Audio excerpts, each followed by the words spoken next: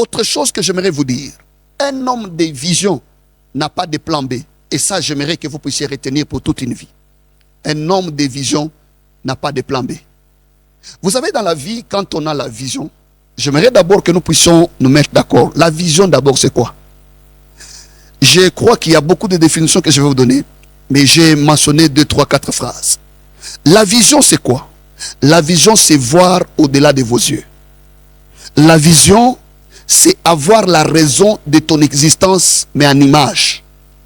Quand on parle de la vision, c'est voir votre futur en détail, mais aujourd'hui. La vision, c'est l'espérance, mais en image. Ça veut dire qu'un homme de vision, il sait se voir demain. Un homme de vision, il sait faire un tour dans son demain, voir ce qu'il sera demain, et revenir dans son aujourd'hui pour vivre avec assurance. Même si aujourd'hui vous lui dites que non, attends, ce que tu crois là ne peut pas arriver. Comme il s'est déjà vu dans son demain, il ne peut pas être découragé aujourd'hui. Il va poursuivre son demain parce qu'il a ça en tête. Je me pose la question, là où tu es, quand tu fermes les yeux, comment tu te vois? Tu te vois en 2020? Tu te vois en 2022? Tu te vois en 2070? Comment tu te vois? Quand tu fermes les yeux, tu te vois comment? Tu vois ton mariage comment? Tu vois ton ministère comment? Quand tu fermes les yeux, parce que c'est de là que je parle, quand les yeux physiques sont fermés, comment tu te vois? Et un homme de vision n'a pas de plan B. Écoutez-moi, un homme de vision, il peut essayer plus de 10 000 fois.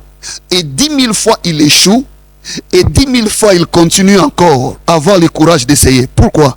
Parce qu'aussi longtemps que ce qu'il a dans sa tête ne s'est pas encore matérialisé, un homme de vision n'arrête jamais.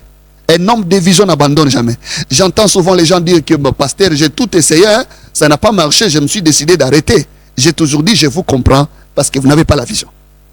Mais si vous avez la vision, c'est-à-dire il y a des choses dans la tête que les autres ne voient pas. Et votre vision va vous motiver au point où vous ne pouvez jamais vous arrêter.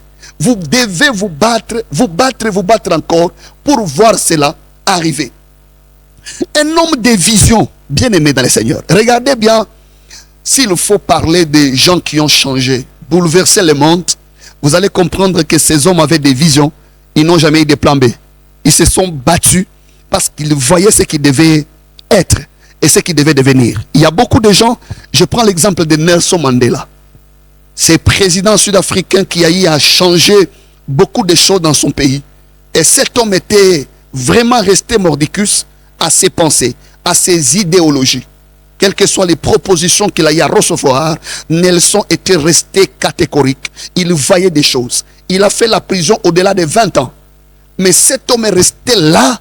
Et quand il est sorti de prison, aujourd'hui on parle de lui. Pourquoi? Parce qu'un homme de vision n'a pas de plan B. Comme ceci n'a pas marché, je peux alors faire cela. Donc ça n'a jamais été une vision. Je vous parlerai de quelqu'un comme Martin Luther King. Ce jeune homme, j'ai suivi son discours, Martin Luther King Jr. Il a bouleversé ma manière de voir les choses. Quand on a la vision, quand il tient ses discours devant plus de milliers de personnes aux États-Unis, I have a dream. Et ce gars a eu à rester mordicus à ses pensées. Il y a eu des propositions. Il est même mort pour la vision. Aujourd'hui, on parle de Martin Luther King. Pourquoi? Parce qu'il a tenu et il a eu à accomplir la vision. Le temps me manquera de vous parler d'un homme. J'ai lu son histoire. Il s'appelle Thomas Edison. Cet homme qui a eu à mettre en place une ampoule industrielle. Et j'ai lu quelque part, on dit, avant de mettre au point la première ampoule industrielle, vers 1879, cet homme a eu à essayer plus de 1000 fois. Et 1000 fois, il a échoué.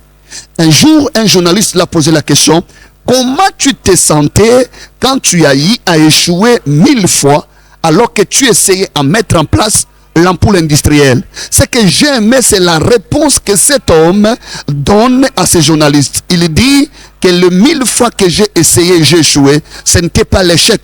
C'était une manière de faire mieux.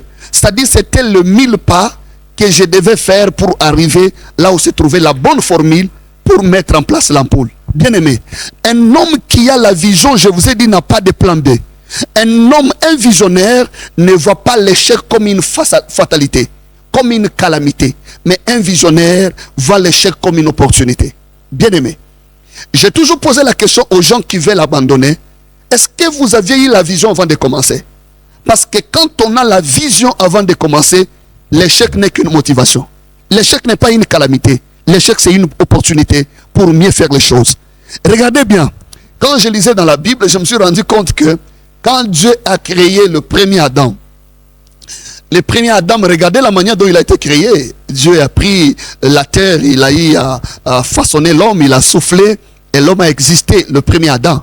Le diable, le malin, comme il aime passer partout, quand il est passé par là, il a eu à détruire les chefs-d'œuvre de Dieu. Il voudrait faire voir à Dieu que tu as échoué dans ton plan. Mais regardez la bonne nouvelle. C'était un semblant d'échec. Et le diable voudrait faire voir à Dieu que tu as échoué. Mais comme Dieu était un visionnaire, un homme qui ne lâche pas, un homme qui n'abandonne pas, un homme qui n'a pas de plan B, quand il s'élève, regardez bien, il refait pas le deuxième Adam, il refait le dernier Adam. J'aime quand l'apôtre Paul parle aux Corinthiens. Il leur dit pas que c'est le deuxième Adam, comme qui dirait il y aura un troisième. Non, il dit c'est le dernier Adam, c'est-à-dire celui-ci c'est le dernier. Il n'y en aura pas un autre. Mais regardez, si vous voyez comment le deuxième Adam ou le dernier Adam est venu au monde, ce n'était pas de la même manière que le premier était venu au monde. C'est-à-dire que Dieu n'a pas pris ces soi-disant échecs comme une fatalité, mais comme une opportunité de mieux faire et de faire avec beaucoup d'efficacité. C'est comme ça que Jésus, en venant au monde comme le dernier Adam, n'était pas venu comme le premier Adam. Il est venu d'abord en respectant toutes les étapes possibles. Qu'est-ce qui se passe? Le premier Adam était venu un homme mature, boum, directement. Il a des barbes, il a la voix rauque, il est déjà géant, il est tout directement. Adam n'a pas été conçu. Adam n'a pas été un bébé. Adam n'a pas été un adulte. Adam n'a pas suivi la procédure normale. Et quand le diable passe par là pour abîmer ses chefs-d'œuvre, Dieu revient. Il fait le dernier Adam. Quelle procédure? Il permet d'abord qu'il soit conçu. Il est conçu d'une manière miraculeuse. Et de deux, il est né. Et la grossesse de Jésus n'a pas fait 3 mois.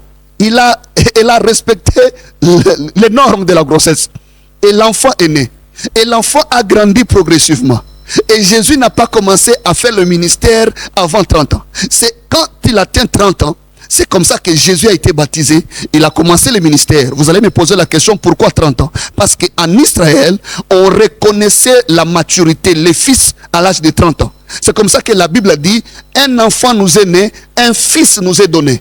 Avant qu'il ne commence, qu'il entre en procédure, il a atteint l'âge de la maturité. Parce qu'en Israël, on reconnaissait la maturité à 30 ans. Comme ici au Congo à 18 ans.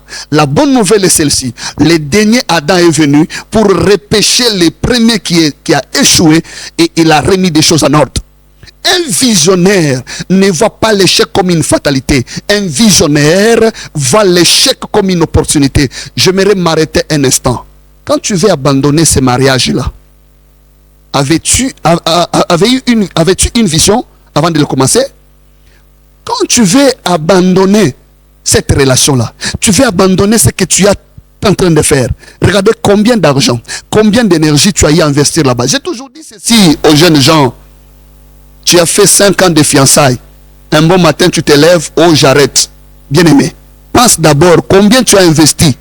Regardez dans 5 ans l'argent que tu as dépensé. Tu pouvais faire la dot. Tu pouvais faire même le mariage. Il y a même des gens, 5 ans de fiançailles.